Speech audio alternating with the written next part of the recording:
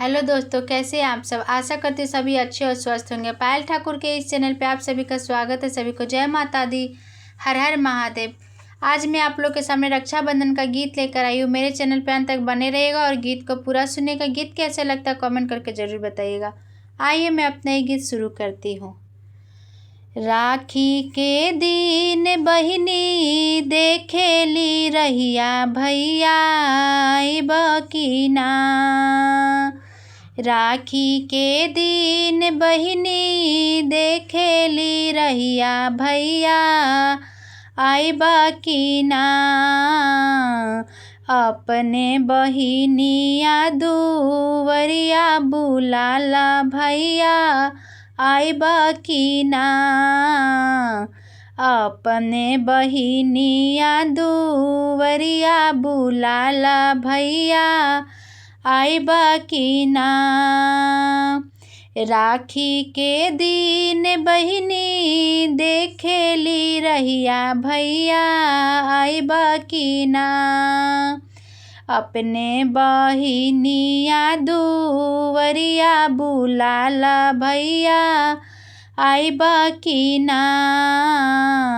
अपने बहिनिया दुवरिया बुलाला भैया आइब की ना।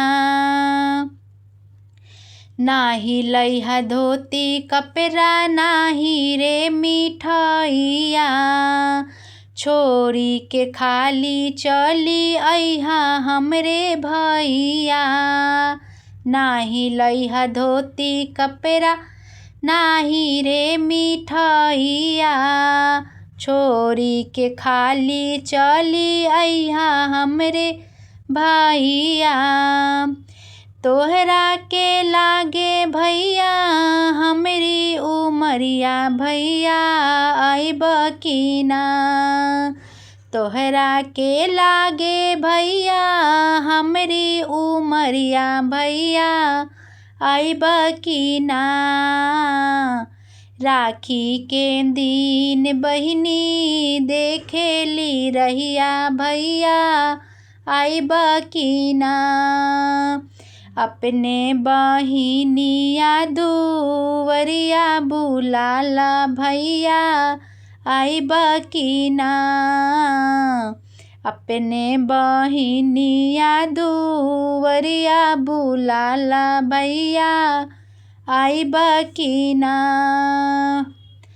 पापा के शान हउआ मम्मी के गुरुरवा हमरो राखी के भूलैहा ना त्योहारवा।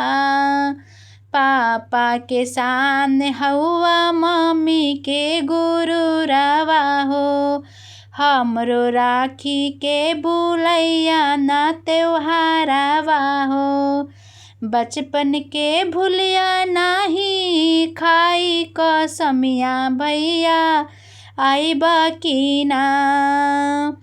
बचपन के भूलिया नाही खाइला कसमिया भैया आइब की ना। राखी के दिन बहिनी देखेली रहिया भैया आइब की ना। अपने बहिनिया दुवरिया बुलाला भैया आइब की ना।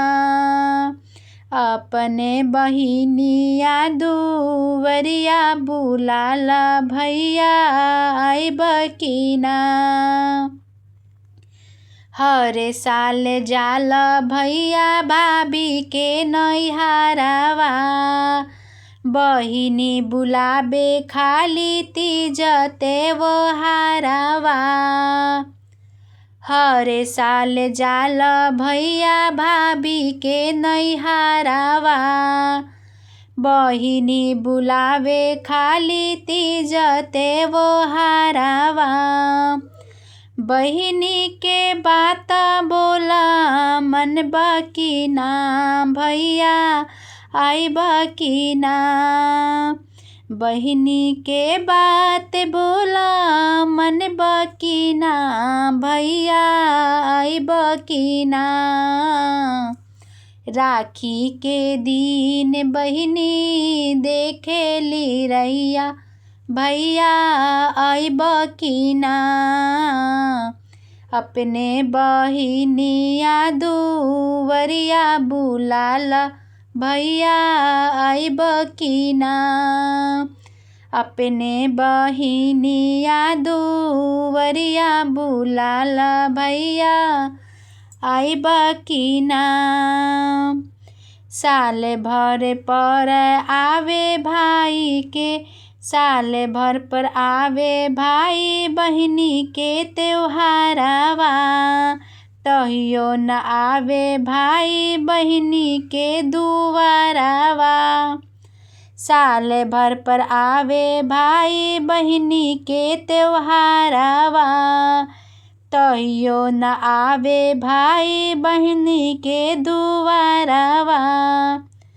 तोहरा से नाही लेहबो चांदी रुपैया, भैया आइब की ना।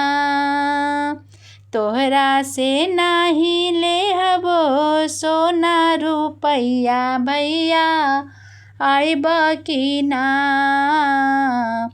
राखी के दिन बहिनी देखेली रहिया, भैया आइब की ना। अपने बहिनिया दुवरिया बुलाला, भैया आइब की ना।